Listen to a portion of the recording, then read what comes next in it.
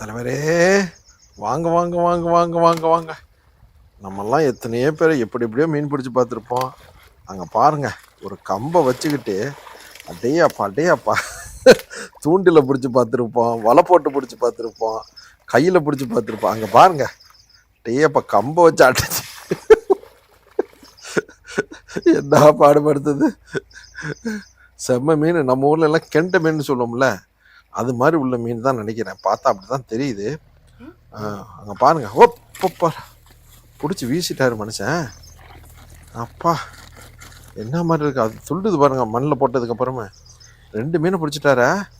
வா, சிரமத்தான் வாங்க, பயங்கரமான திறமை. டீயப்பா மீசையெல்லாம் பாருங்க எவ்வளோ மத்தியில் இருக்கு.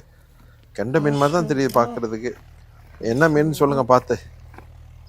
அப்பா எம்மா